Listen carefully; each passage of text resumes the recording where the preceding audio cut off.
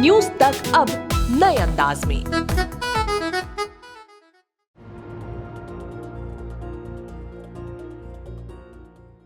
नमस्ते, मैं अभिचल दुबे। न्यूज तक का रंग रूप बदला है, लेकिन रौनक वही है, एक्सप्लेन करने का तरीका वही है जिसे आप पसंद करते आ रहे हैं। ओमिक्रॉन, एक वो नाम जिसकी वजह से अब पूरी दुनिया में डर का माहौल है। कोरोना का वो वेरिएंट जिसकी वजह से पूरी दुनिया में अब पाबंदियां लगनी शुरू हो गई हैं, लॉकडाउन शुरू हो गए हैं। कोरोना का ये वेरिएंट 24 नवंबर को रिपोर्ट किया गया, सबसे पहले रिपोर्ट किया गया दक्षिण अफ्रीका में, और अब तक इसके 400 से ज्यादा मामले सामने आ चुके हैं। आप कहेंगे कि 400 मामले बहुत ज्यादा नहीं होते हैं, लेकिन ओमिक्रॉन वो वेरिएंट है जिसके 400 मामले सिर्फ 10 दिन में आ गए हैं। यानी कि ये इतना ज्यादा इंफेक्शियस है, इतना ज्यादा संक्रामक है कि अब तक डेल्टा वेरिएंट को सबसे ज्यादा संक्रामक माना जाता था कोरोना के लिए, उसके इतने मामले, और ओमिक्रॉन के 400 मामले जो 35 देशों में फैल चुके हैं वो सिर्फ 10 दिन में आ चुके हैं। तो आपको अंदाजा हो रहा होगा कि कितना ज्यादा खतरनाक है। 35 देशों की बात करें तो दक्षिण अफ्रीका में सबसे पहले रिपोर्ट किया गया, सबसे पहले 24 नवंबर को दक्षिण अफ्रीका में ओमिक्रॉन का पहला मामला कंफर्म किया गया।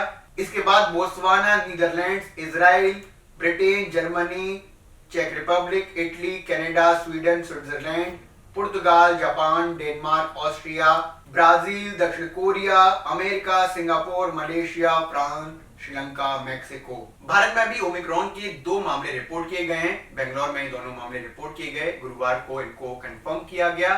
इसके साथ ही ओमिक्रॉन को लेकर पूरी दुनिया में जो स्थिति है वो ये है कि WHO ने इसको वेरिएंट ऑफ कंसर्न की श्रेणी में रखा है, यानी कि एक चिंताजनक कोरोना का वेरिएंट। आखिर ओमिक्रॉन को लेकर इतनी जल्दी, इतनी तेजी से हंगामा क्यों हो रहा है?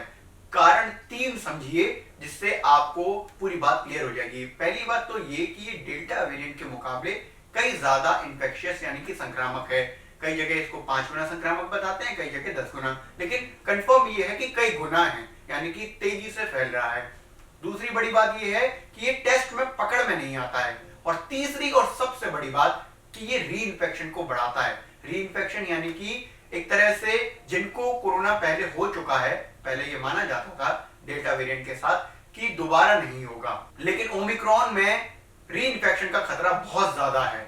ये एंजेलिक कोएट्जी यानी कि जिन्होंने सबसे पहला मामला इसका कंफर्म किया दक्षिण अफ्रीका में, इसके साथ साथ इसको लेकर जो ऑफिशियल रिपोर्ट आई है उसमें भी ये साफ तौर पर माना जा रहा है कि री इन्फेक्शन का खतरा इसमें डेल्टा और बीटा वेरिएंट की अपेक्षा, उनकी तुलना में काफी ज्यादा है। अगर मैं रिपोर्ट को शॉर्ट लाइन में बताऊं जो इसमें लिखा गया है, तो साफ तौर पर लिखा गया है कि ओमिक्रॉन वेरिएंट इंक्रीजेस री इन्फेक्शन रिस्क। ये एक लाइन में लिखा गया है। इसकी जो 1 सेंटेंस समरी लिखी गई है रिपोर्ट की, उसमें लिखा गया है कि analysis of routine surveillance data from south Africa suggested that in contrast of the beta and the delta variant, the Omicron variant of SARS-CoV-2 demonstrates substantial population level evidence for evasion of immunity from prior infection। यानी कि इसको आसान भाषा में समझे तो मतलब ये हुआ कि जिनको पहले कोरोना हो चुका है उनको री इन्फेक्शन यानी कि दोबारा कोरोना ओमिक्रॉन वेरिएंट के साथ हो सकता है।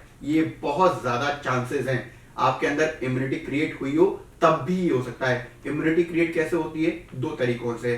पहला है नेचुरल इम्यूनिटी, अगर आपको इन्फेक्शन हुआ तो उसकी वजह से इम्यूनिटी क्रिएट हो जाती है, यानी कि एंटीबॉडी शरीर में बन जाती हैं। और दूसरा है वैक्सीनेशन। लेकिन कोरोना का ये वेरिएंट यानी कि ओमिक्रॉन उस इम्यूनिटी को, उस एंटीबॉडी को खत्म करने में कारगर है, यानी कारगर उतना ज्यादा है जितना डेल्टा और बीटा नहीं थे। मोटे तौर पर मतलब ये हुआ कि इसमें री इन्फेक्शन का यानी कि दोबारा कोरोना होने का खतरा बहुत ज्यादा है। इसको हम और आसान भाषा में समझते हैं तो ये समझिए कि हम आम तौर पर ये समझते हैं कि आपको और मेरे को अगर कोरोना हो चुका है तो दोबारा कोरोना होने के चांसेस काफी कम हैं, लेकिन ओमिक्रॉन वेरिएंट के साथ ऐसा नहीं है। वो दोबारा कोरोना आपको मेरे को कर सकता है, इसमें वो दमदारी है, यानी कि री इन्फेक्शन का जो खतरा है वो ओमिक्रॉन के साथ बहुत ज्यादा है। तो बचने के चांसेस क्या हैं? बचने के चांसेस वही थंब रूल्स जो अब तक हम फॉलो करते आ रहे हैं कि मास्क लगाना ना भूलें,